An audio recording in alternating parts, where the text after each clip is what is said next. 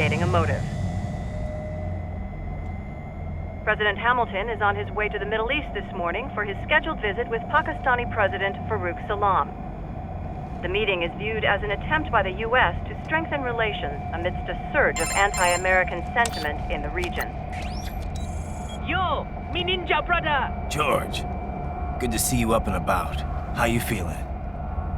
Never better, nah? No pain, no more for star while them hunger space eat, and me never ever feel so awake, nah? That's because your blood sugar levels are being maintained automatically. Beats the hell out of coffee. Oh! Me been here you go while I got them scone in the base. Why the rasa you not take me with ya, huh? Damn it, Doc. Sorry, kid. You'd just be in the way. Aw. Besides, I thought you didn't want to be a killer, right? Me don't, but... Killing isn't fun and games. Remember that. Right.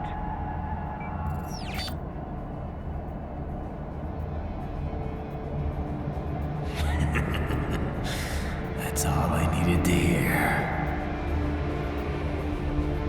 No! It yearns to bathe in the blood of your enemies, but you hold it back. Yeah, just remember that.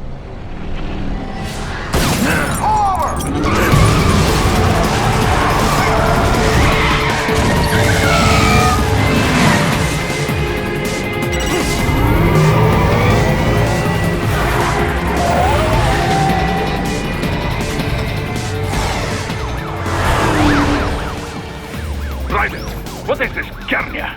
You cannot resign! Sorry, Boris, it's done. Can't have a Maverick employee involved in a corporate raiding now, can we? You could at least come talk to me. No.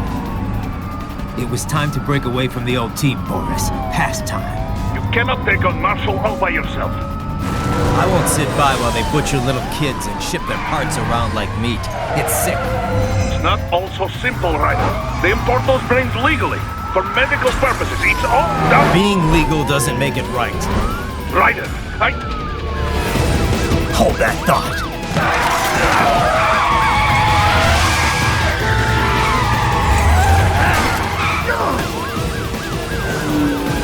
Fuck you, asshole!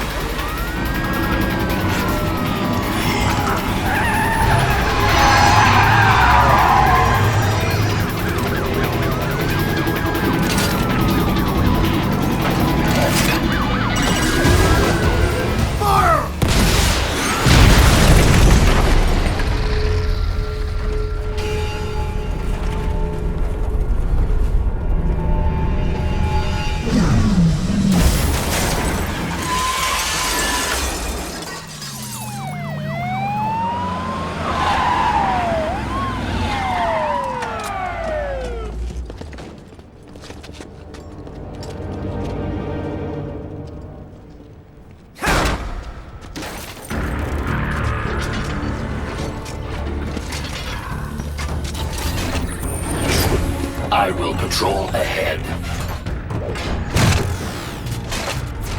Military cyborg! You are not licensed to operate in this area.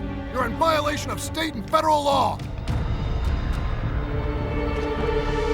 Guess you better arrest me then.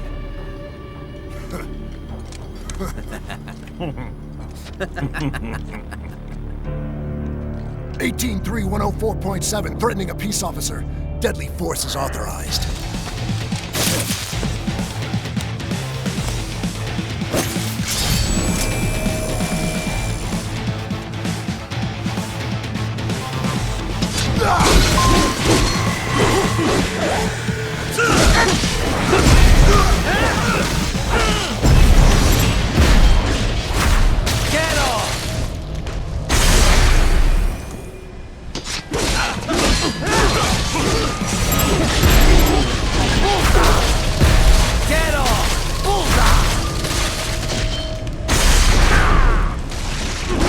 More classified Patriot information was in that man's holographic memory.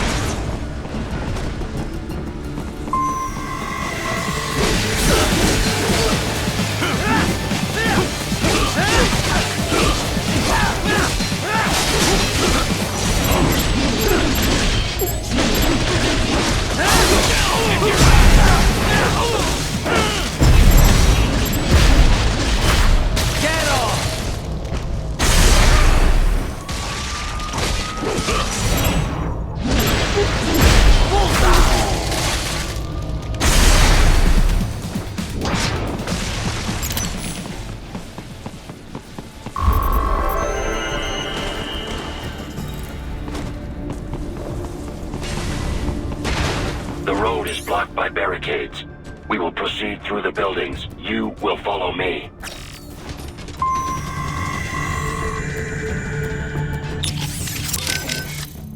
I trust you do not mind my telling George about you, Raiden.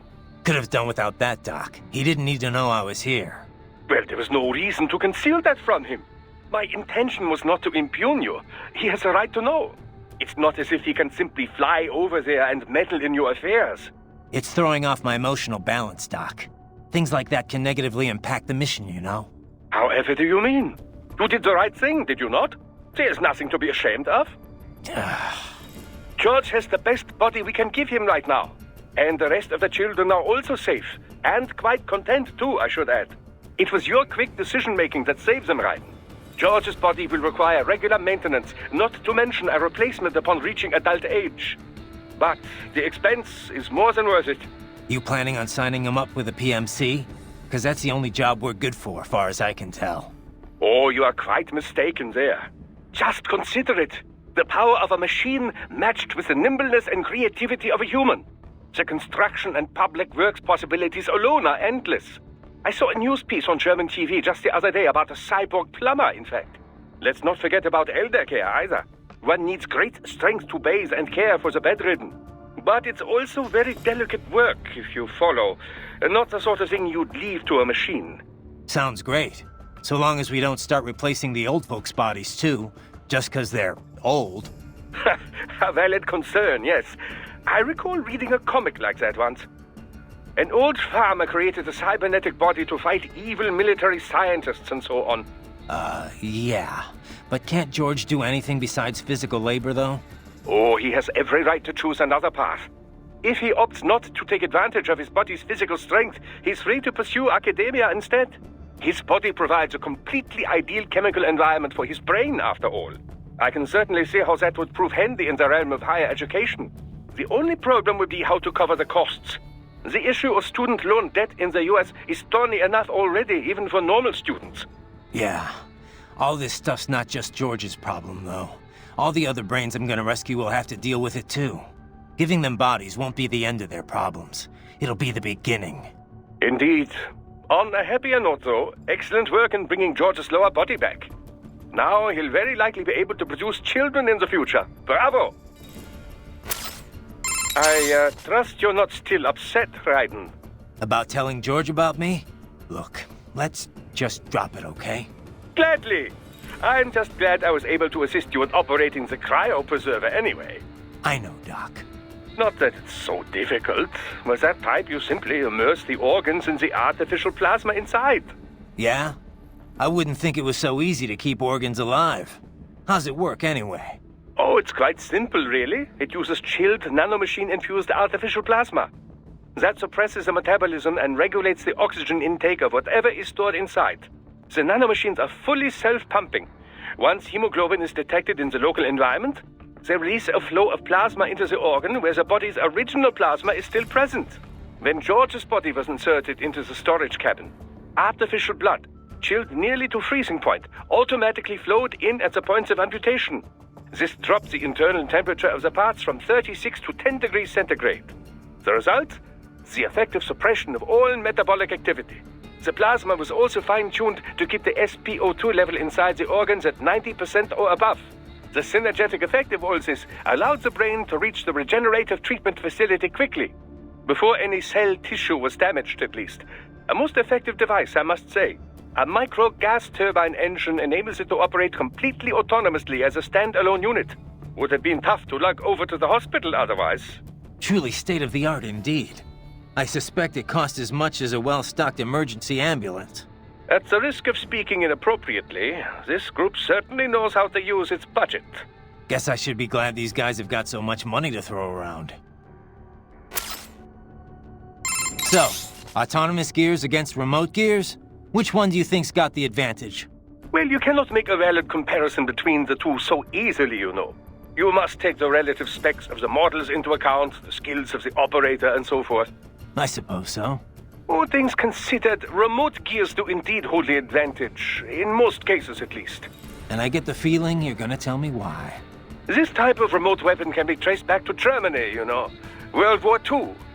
The Wehrmacht employed a remote-controlled mine called Goliath with tank-like treads on either side. The operator could send it over 600 meters into enemy territory before detonating its payload. Germans certainly did have a knack for weird new weapons back then. If I may continue. Now, UAVs, unmanned aerial vehicles, began to proliferate in the 90s. They were equipped with cameras, enabling the operator with a much greater degree of control. But it took 20 more years before autonomous craft would gain wide acceptance. Makes sense. The AI wasn't good enough until just recently, right? Correct. Target location and course correction were not a problem, of course. GPS solved all that. But target selection or base defense, these types of objectives require extremely complex AI routines. It was only with the advent of optical neuro-AI that such a thing became possible. Neuro-AI was developed using a completely new paradigm in computer architecture, you know. Not the von Neumann model, which served as a standard up till that point. Neuro-AI was modeled after the human brain. It can learn and mature entirely on its own. Like the Patriots AI, just on a smaller scale. Indeed. It cannot copy or rewrite data, but the structure does solve several problems quite well. The frame and symbol grounding problems, to be exact. It gives the AI flexibility within unknown states. But such a system still lags behind the average human in speedy decision-making. Also, as they cannot converse, they cannot demand or accept surrender, or avoid such unnecessary conflict. And as you know, such tactics are often the most effective strategy for victory. So yes, the fact that they do not require a human soldier as a pilot is an advantage, purely in terms of resources. But in a hypothetical battle between two identical UGs, the remote gear tops the autonomous model, no question. Got it. I'll keep that in mind. Of course, even the remote gears have some AI these days to handle balance and other minor details. So, the line between remote and autonomous UGs grows less and less distinct every day. I trust you're not About... glad. I know. Not that. Yeah? How's it work anyway? Oh, the non-Venge would have Truly, That's a... guess I... Your earlier actions were reckless, Raiden. Not to mention the damage to a perfectly good car. I knew the risks when I decided to go through with this. Besides, the car was mine. Maverick sold it to me. It's not meant for private use. It was made for ops like this. Regardless, your approach has proven most antagonistic. You are now a criminal, a public enemy, a police-killing vigilante. Even if your actions reveal World Marshal's designs, you will be unable to avoid legal punishment. Probably not. But that's a price I'll have to pay. I gotta stop that VR program and get those kids back. I sealed my fate the second I attacked George. But George is not dead. In fact, he has obtained an even more versatile body than his previous one. I'm not talking about that. I'm talking about me. I was a child soldier in Liberia, like Miss Trawl said. I was a mentally deranged child. People feared me, called me Jack the Ripper. A result of the so-called Sears program. I thought I'd left it all in the past. But just like that, Jack came roaring back. This is why you are so driven to terminate the VR training. I understand. I will continue to cooperate.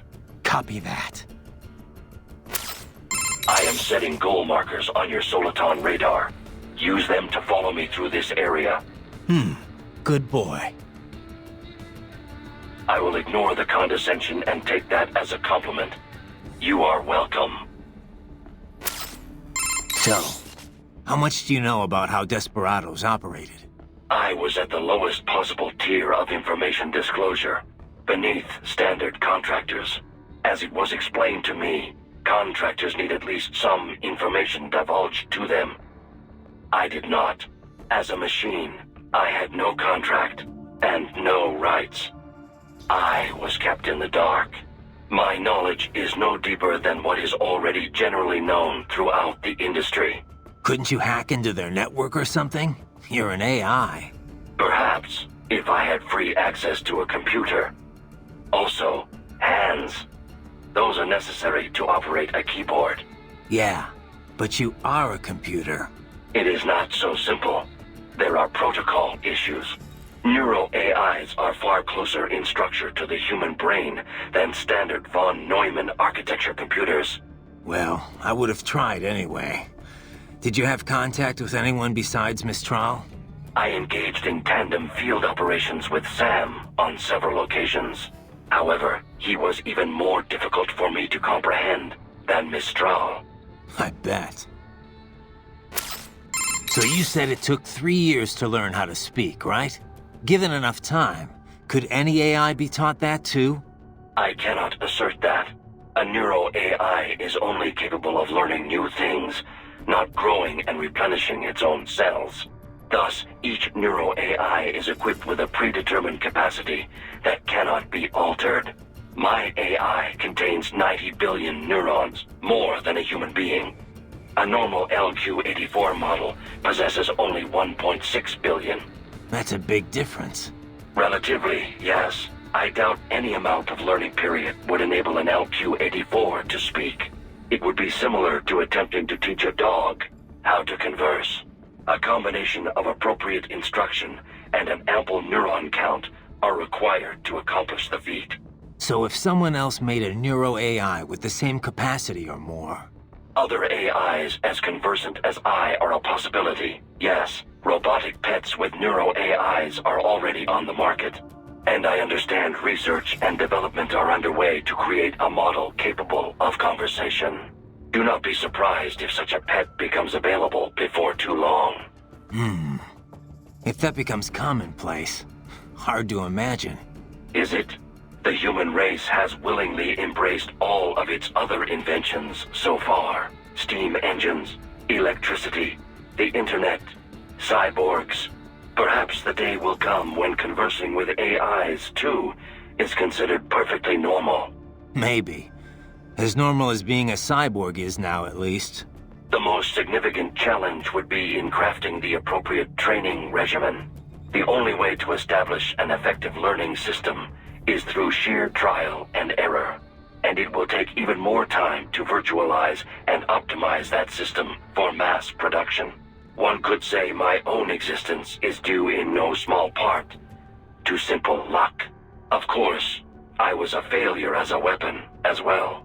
Failure or not, you're better off than an AI that knows nothing but how to fight. I am pleased to hear you say that. I am setting goal marks. I will...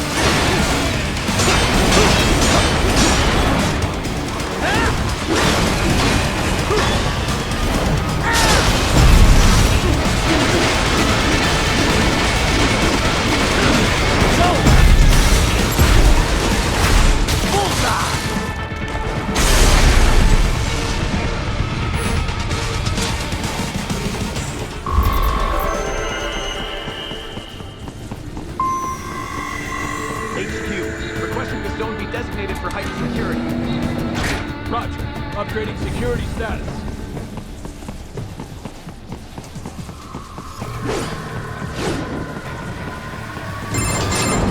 Ryder, what's your status? They trashed my car.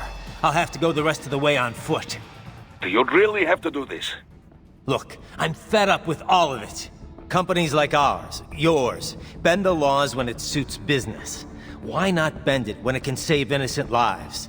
Raiden. Boris, listen to me. That VR training, they'll be warped into killing machines. They'll be set on POWs, civilians. It'll be one atrocity after another. Like what you went through. We can't have any more Jack the Rippers. You saw what happened with George. I'm doing this, Boris. I have to. I can't save those kids from becoming cyborgs, but I can stop them from becoming murderers. Say you succeed. Say you get all the brains back. Then what? Just so happens I know un great cybernetic surgeon. Doctor.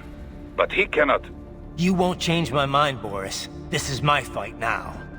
And your wife and son? What of them? They're in New Zealand. Safe. Rose would understand why I have to do this. All right, damn you. You do realize Marshall has the contract for law enforcement throughout the city. They are the law in Denver. Yeah, we've met. Well then. Officially, Maverick Incorporated condemns you and your actions as unlawful. And a pain in the asshole. Now, increase your codec encryption. Do not worry about the lag. And unofficially? I'll do all I can over the codec to help. I do not like what those Mudaki are doing any more than you. Spasiba, товарищ. Spasiba.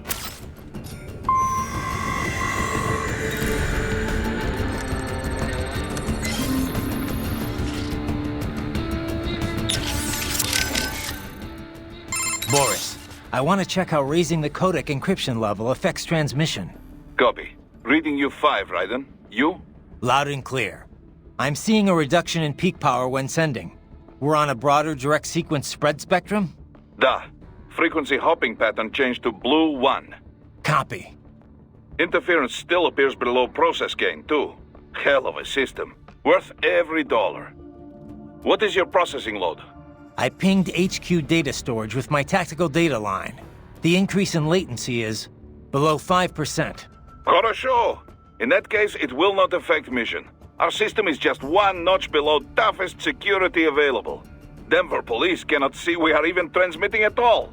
All our communication is perfectly safe. Copy that. Boris, you got anything for me? What do you mean? What do I mean? Intel, advice, help. What we always do over the codec. Well, yes, but in this case we had no official prep time. We have the map of Denver, but no briefing notes, no intel on enemy capabilities. I wish I could be of more help, but, well, I have nothing to work with. I'm sorry, Raiden. That's all right. I know you're doing whatever you can. But what about your robot dog friend? He's taking on scouting duty for you, yes? Why not try contacting him? Boris, you got... What do I... Well, we have... but he's... Why not... Jesus, Raiden, this is a little over the top. I mean, I've seen you pull some shit before, but this, it... You should know me better than that by now, Kev. I thought I did. Look, I know there's no legal way to stop World Marshal, but there has got to be an alternative to going on a rampage smack dab in the center of Denver. No alternatives, Kev. I'm getting those kids out. Raiden, that VR training, it's like what you did in Liberia? Judging by what Sundowner said in Mexico? Yeah. That scientist called it the Sears program. After ex-President George Sears, a.k.a. Solidus Snake. Yep. Ironic that kid shares his name. Solidus trained child soldiers in Liberia while working as a CIA paramilitary. It's not a happy memory. All the drugs, the non-stop violence, it destroyed my sense of judgment completely. I was made to kill soldiers, POWs, civilians. Raiden. The next thing I know, Jack's back. I thought it was all in the past, but there I am, attacking a child. You didn't have any other choice. Other kids would have died. That's not the problem. I lost my cool back there. All I could do was think how much I wanted that guy dead. A lot of us would have done the same. Even if it meant killing George? He's not dead, though. Actually, he really digs his new body. Either way, I'm shutting this program down. Maybe they've got it better than me. They don't actually have to kill anyone in reality. But they're still going through the motions, having it pumped straight into their senses, just like real life. All right. Just give me a call if there's anything I can do. Sure. Riding out. So let me get this straight. All law enforcement in Denver's been subcontracted out to World Marshal? Pretty much. It's part of Colorado's small government initiative. When you're tasked with slashing a state's budget, privatizing the police force starts to make sense. Detroit was kind of the pioneer there. Armstrong spearheaded the idea, of course, back when he was still in the state senate. No surprise. But the police force isn't all cyborg, is it? Nah, no way anyone could get funding for that. Most of them are unmodified. New recruits or veterans from the old Denver PD. They handle most of the basic police work, like street patrols and investigations. Most cyborgs are part of the SWAT unit. They're sent out to handle riots, violent crimes, stuff like that. Makes sense. They're given separate roles in the force, too. Some specialize entirely in combat, others handle things like hostage negotiations. Some of the combat specialists are ex-US Army, but a lot of them are from overseas, too. A lot of them undergo the cyborg operation just to get a green card. That kind of thing must go over great with the anti-immigration movement. You know it. A lot of folks wanted a blanket ban on hiring immigrants for the police force. They get a bad rep for those helmets, too. Can't see their faces. They're required to keep their face guards up if they're not actively on a mission, though. Thing is, we're starting to see a wave of violent cyborg crime across America, you know? The way the police see it, they need more cyborgs on the force to deal with that. Hope they have enough cyborgs to deal with me. So there's one more of the wins, right? Besides Sundowner and Mistral. Yeah, Monsoon. That is, You can skip the part about the name. I know monsoons are seasonal winds in Asia. The word actually refers to seasonal winds anywhere, but yeah, it's usually used to describe the winds that bring Southeast Asia most of its rain. Safe to assume he's Asian then, right? Yep. His roots are with a Cambodian organized crime syndicate. Not ex-military for a change. He's fluent in Khmer, Chinese, and English. Rumored to have been involved in drug and human trafficking. So what's he doing with a PMC? Apparently, he converted to a cyborg body after being wounded in a gang shootout. I don't know the full story, though. Maybe he just decided PMC works better than the mob. The two worlds are closer than you might think. Boris has got a lot of ex-military buds that now work for the Russian mafia. I guess either profession guarantees plenty of excitement if that's your thing. Monsoon's no ordinary street thug, though. That much is clear from his record. And he was a master with the Psy even before he became a cyborg. You think he's in Denver? Probably, given that Desperado and World Marshal are basically one and the same. Careful down there. You okay, buddy? Looks like Wolf's posted some guidance data to your Soliton radar. Try following those markers. You okay, but looks like So how long can George use that medical body he's in right now? Well, the body's full shelf life has yet to be proven, but with regular maintenance, I would imagine 10 years or more. However, this is also a child's model. It will need to be replaced as he grows mentally and emotionally. But things have come together pretty well overall. Guess that's gonna be a problem, huh? It will. Also, this is the only body of its type I could procure on such short notice. I'm afraid the other brains will have to make do with their VR environment for now. Yeah. It just doesn't feel right that George gets the only body, though. Well, it was you who implored I do something for him, no?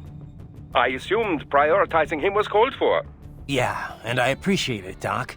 It was a pretty stressful moment. We will have many more brains to watch over before long, I fear. Something I don't entirely mind, I should note. The more research subjects I have, the better. Still, some sort of decision regarding their long-term care shall have to be made soon. It will be some time before we're able to monetize any of this research, after all. As much as I might like to, I can't run this lab on good intentions alone, you know. Yeah. We need to come up with something, and soon, for all our sakes.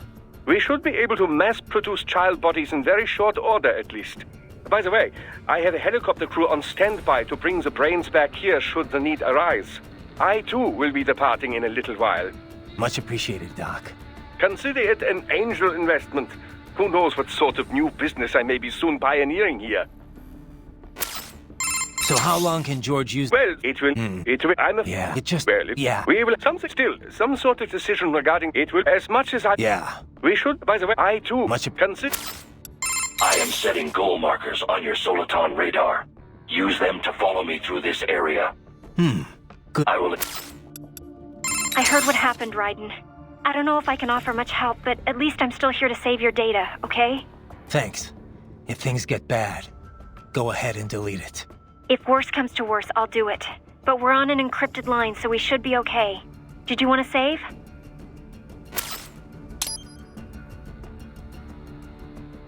By the way, what did Boris mean when he said those brains were for medical purposes? They're not just spare parts. Legally, they have human rights. They just don't have bodies. They aren't covered under the Arms Trade Treaty. They can even be legally adopted. Adopted? They're brains! Not as the law sees it. These are street kids after all. Most of them have no ID or papers whatsoever. Local mobs gather these kids up, declare them for adoption, and then send them off to a U.S. medical facility for treatment. So you're saying Desperado didn't actually buy those kids? Directly, at least? They're not stupid. Just evil. The basic idea is that the Mafia has these orphan kids, and Desperado pulled their brains, right? Now they need treatment, so the Mafia sends them to the medical facility to get them new bodies. A World Marshal medical facility. One that only exists on paper. Once the brains cross the border, next stop is World Marshal HQ. The plan is to put them into factory bodies and assemble the cyborgs here in Denver. Pretty convoluted process. If there's a silver lining to all this, it's that the first brains only shipped a month ago. Doc confirmed that in the data he's collected. You can speed up the VR training process for AIs, but not with human beings. So it's likely none of the kids have completed training yet. Thank God. That training, though. Sorry. I should get back. We can talk later.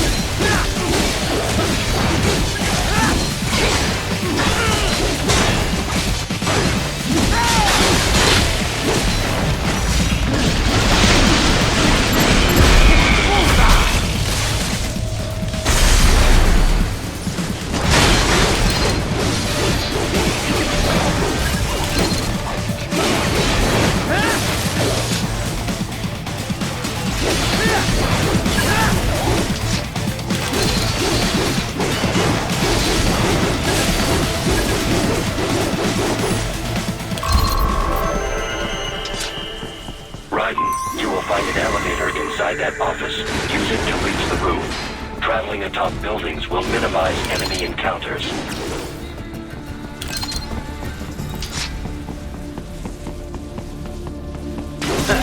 Nice hiding spot. Wonder where he learned that from.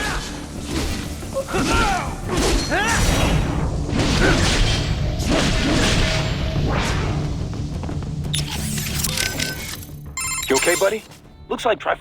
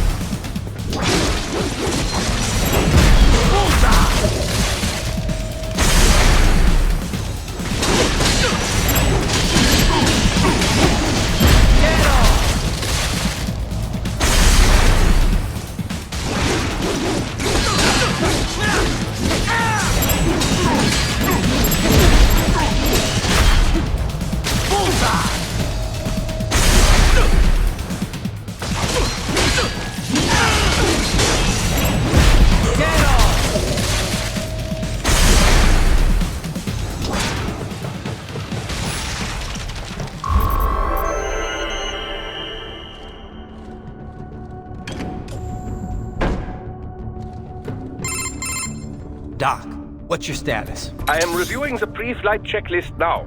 I have hired contractors to handle shipping the brain units. We should be airborne in just a few minutes. You sure you can pilot that chopper by yourself?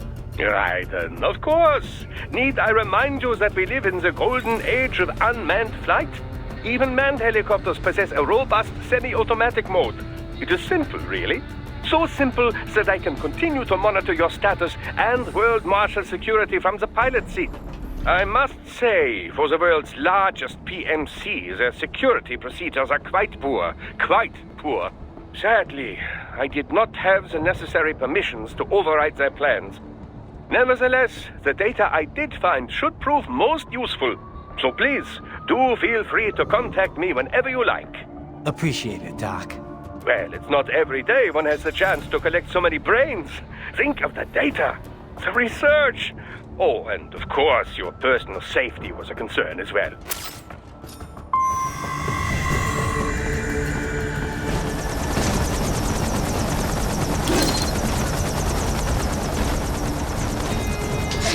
We can use some support. Roger that. Sending back up.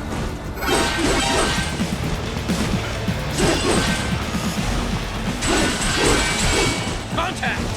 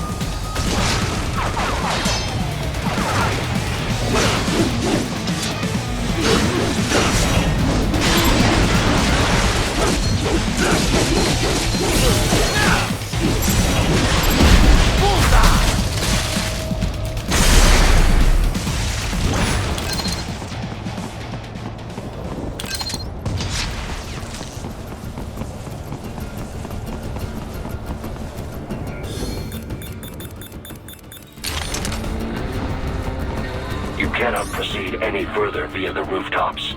There is a freight railroad underground. The elevator ahead will take you to it.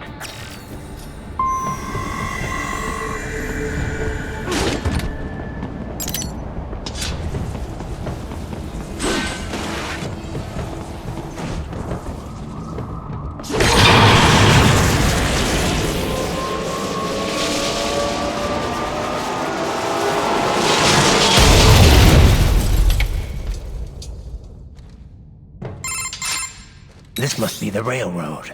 It would appear so. Likely part of Denver's old system. This city was a major transport hub in the early years of freight trains. This particular line appears to have been abandoned some time ago.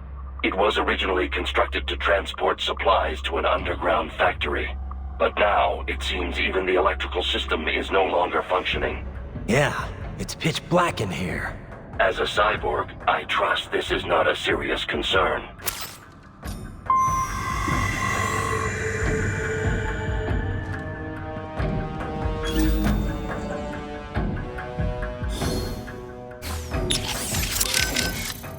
Boris, you got anything for me? Hmm? What do I... Well, we have, but he's taking on scouting duty. Why not? Right, how's the mechs? No headaches or anything? No. Why do you ask? You're in a high altitude zone, remember? Oh, right. The Mile High City. Didn't think I'd have to worry about altitude sickness yet, though. You're checking my stats, right? Oxygen density's only 10% off normal. Body's still in the green. Yeah, I'm watching. Just remember, it's definitely gonna feel a little different from sea level. Copy. You know, I didn't realize how big Denver's gotten. It was never exactly small, I know, but it looks like it's really blown up these past few years. It's a good place to live. The tech sector's booming, people are moving in, and unemployment's low too. I always figured Colorado's more about military than anything else. Originally, yeah. Denver, like Colorado in general, is filled with federal agencies and defense contractors. And NORAD and Peterson Air Force Base are just a short drive away, right? Over in Colorado Springs. And then there's all the nuclear facilities too. Right. I remember hearing about the Rocky Flats plant. Yeah, they manufactured the plutonium triggers that detonate nuclear bombs. It was shut down late last century for illegal pollution offenses. Of course, there's still a ton of military manufacturing activity going on in Colorado. PMCs too, right? Yep. PMCs like World Marshal. They've been on a buying frenzy, gobbling up a whole bunch of smaller outfits. That growth is what's enabled them to expand into the public sector. Their work in private policing has really boosted their profile. I'm not necessarily against small government, but when you mix the public authority with private firms... It never works out, yeah. This is probably obvious, but this police force is basically a full-on army. Don't go easy on them. Don't intend to. You okay, buddy? Looks like Quick question, Doc. Yes, Raiden. Doc, those kids, how are they feeling? Oh, after the chloroform, you mean? No need to be concerned. Thanks to your quick actions, the effects have already dissipated. Good to hear. Why the hell were they using chloroform? I thought they stopped using it as an anesthetic ages ago. Correct. Sevoflurane or isoflurane are the preferred inhalation anesthetics today. However, chloroform is still quite useful as an organic solvent. In certain doses, mind you. Otherwise, as that cretin mentioned, it can be a bit dangerous. It certainly turned out dangerous for him. Yes. In any case, its properties make it useful for an assortment of applications. The chemical synthesis of medication, for example, or creating the coolant used in modern cryopreservers. Fascinating. Indeed. Well, Raiden, wonderful work. Had you waited any longer before breaking the glass, things might not have turned out as well as they did. How's it going with the brain units, Doc? Any problems? Oh, they could not be better. They're being kept at exactly 36 degrees Celsius with a steady, uninterrupted supply of oxygen and glucose. Synchronizing them with our equipment posed some difficulty, but everything's perfectly stable now. That's good to hear. What kind of VR are they getting? I've prepared very comfortable rooms for each and every one. It's not quite Schloss Neuschwanstein, but each one enjoys the equivalent of a 4-star hotel suite. Every room includes an attached pool and an extensive library of on-demand video programming. 3 meals are delivered daily, and while we're only able to do so much vis-a-vis taste sensation, it should satisfy the psychological need for food, at least. Doesn't sound too bad. I wouldn't mind a little VR training like that for a change. Oh, be my guest. I'd like to experience it for myself, you know, but for now it is available to cyborgs only. Exciting work is being done in the realm of invasive brain-machine interfaces, but there simply isn't much demand for it at the moment. I guess not too many folks are willing to stick electrodes in their brains just for a taste of VR. Perhaps, but the sense of reality is considerably improved over nanomachine-based non-invasive methods. If prices were kept low enough, I imagine the video game industry at least would clamor for it. Who coded the virtual hotel? An assistant. He used to write VR programs for UGs, but now specializes in cyborg software. A bit of a niche right now, yes, but when brain-machine interfaces take off, it will be a big business. The children's accommodation is a reworked version of the original beta software he built. The room's 3D models are all made using free libraries. It couldn't have been easier. I wish everyone loved their work as much as you do, Doc. They don't go stir-crazy, though? Cooped up in their rooms? There's little I can do about that. Creating an open world would take orders of magnitude more resources. What about communication? Another weak spot, yes. The NPCs available to us are all for military training purposes. It will be some time until we see VR characters capable of convincingly human interaction. Sadly, we're also not yet able to connect multiple brains to a single VR space. My assistants are operating virtual agents to give them a bare minimum of mental care. But our team is limited in size, and none of us are medical professionals, you know. They can't stay in there forever. How's it going with the brain? Oh, that synchron. That's it's never 3. Doesn't. Oh, I'd like I guess. If who? Honestly, use a bit of the room. They don't go. There's what about another? It hurts sadly. They can't stay in there for. All right, it's a bit brighter now. Nothing is brighter, Raiden, but you are now more capable of seeing everything. I am setting goals. Use. I will.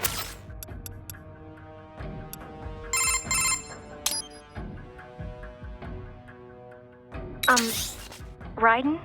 Once you get those brains back, what are we gonna do with them? I still gotta discuss that with Doc. He's still got the brains from Mexico, but the human rights group wouldn't take them in. It didn't sound like it was going too smoothly. Yeah, that's what he told me too. I can understand the NGO's position, but these kids, they're completely helpless in all this. I know. We don't have nearly enough cyborg bodies for all of them. And if we want to give them child-sized bodies, they'd have to be almost entirely custom-made. For now, Doc's sending virtual environment data to their brains, just like their VR training. At least that should help cut down on their stress levels. Yeah, but that only works up to a point, doesn't it? Doc said he can't simulate realistic human interaction with the tech we have right now. They must be lonely. And they know lonely. None of them had families. That, or they were abandoned by them. For some of them, the real world might not be a whole lot different. You know what my childhood was like. I'd take life in an empty room by myself over that any day. Raiden. It's a work in progress for sure. But Doc will work something out.